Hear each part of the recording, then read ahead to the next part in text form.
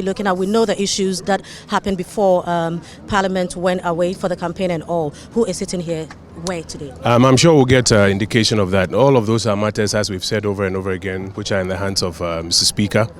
And we expect that today, as tempers are lower, he will give clarity on those. We always said that we had outstanding business that needed to be completed. We are hopeful that today he would ensure that that outstanding business is put on the table so that we can do it on behalf of the people of Ghana. I know you are yet to see the order paper for today, but do you already have certain issues you are looking at addressing today in the House? You recall that when the initial recall was triggered, we listed a number of things that we wanted to handle. Those are the issues that we're expecting to see on the order paper today. Can you just give us just a couple of... It will be the same issues on the order paper. Right, okay. Thank you very much. Thank you very much, guys. This is the 8th Parliament. Yes. 8th Parliament is having a regular meeting.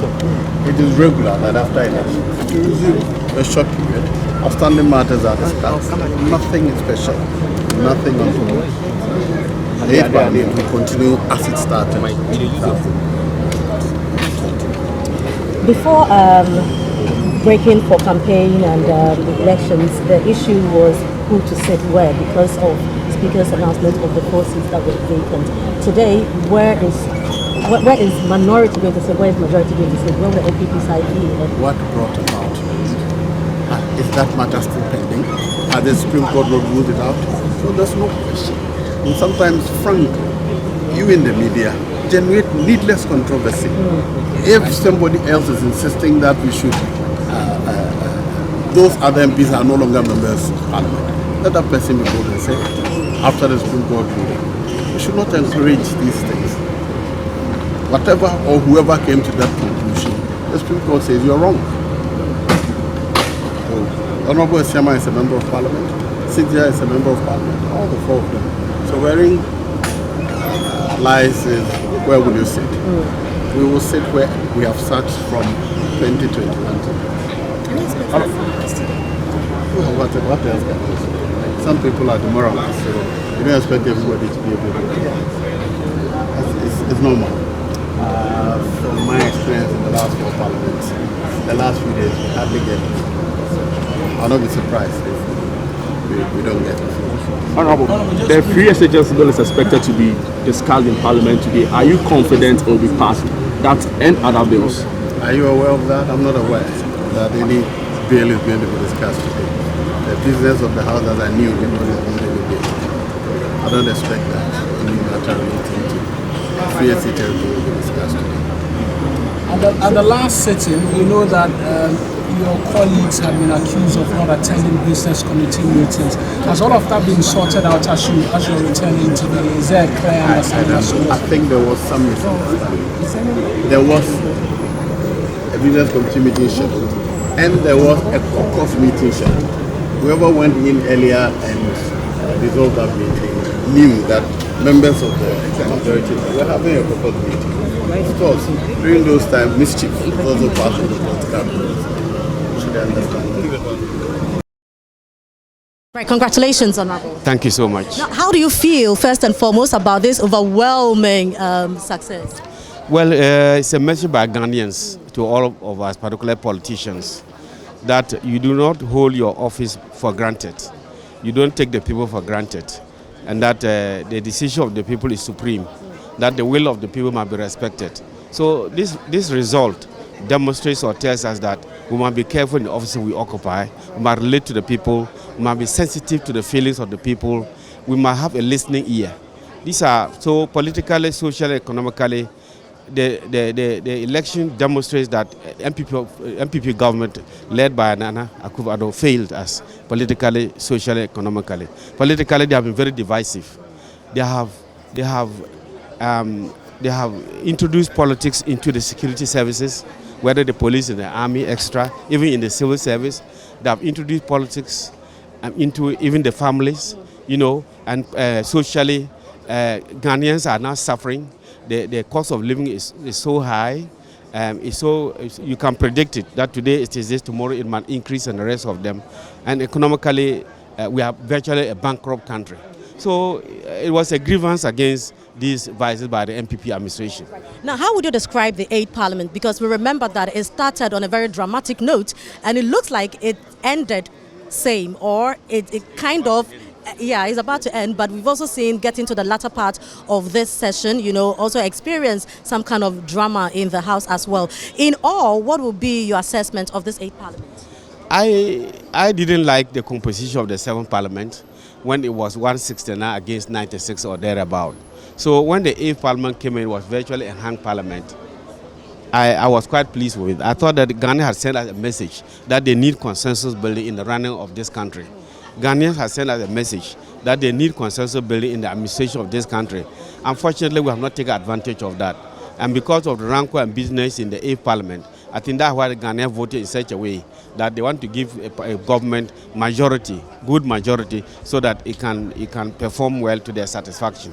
So I don't regret about the 8th Parliament. We could have still done better.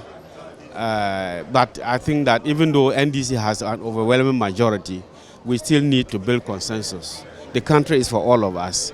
We still need to take on board some of the ideas of the minority group or that will be coming into the system. So we need one another. Yeah. Honorable, thank you. Thank you so much. Thank you very much, Honorable, and welcome to Channel One Newsroom. Thank you very much. Thank you very much. Right, so this is going to be the first sitting after the elections. Are you privy to what's going to happen in Parliament today, the business of the day? I have just come in. I have to get my copy of the order paper, before I know exactly, what's going to happen. Even though I may have, a fair, faint idea of what is to be discussed, but normally it's what is agreed on, which is on the order paper by the business committee. That will be the business to be transacted for the day. So I just want to have a look at it before I can talk about that. Now, you did not contest this time around, but we had a lot of your colleagues going back seeking re-election. But we've seen in the aftermath of the election quite a number of big wigs in the NPP losing their seats. I don't know what you make of this, and what do you think accounted for something like that? Well, I do not want to assign personal reasons for now. It's democratic. The people of Ghana have spoken. We are Democrats, so we expect what the people have voted for, to be the decision of the people, and we respect that, and we respect that, and we will work with that. But I know going forward, we will put ourselves together. The party leadership will take a decision. We will do proper, introspection and know what went wrong, because we went into the elections with hope, and we knew we were going to do well, from what we have done as a party, and everything, pointed to the fact that, we were going to carry the day. That did not happen. We should not rush into assigning reasons why whatever happened. We must sit down. Cool heads must prevail, and we have to, go through all events, pre-election, the election period itself, post-election, and do proper analysis. Then going forward, we will know what to do. Overwhelmingly, so the 9th Parliament is going to see the majority have 2/3 already. How sure is Ghana that it's not going to be a rubber stamp majority in Parliament to just pass President Mahama's issues? Oh, no. You can be sure that we'll do due diligence.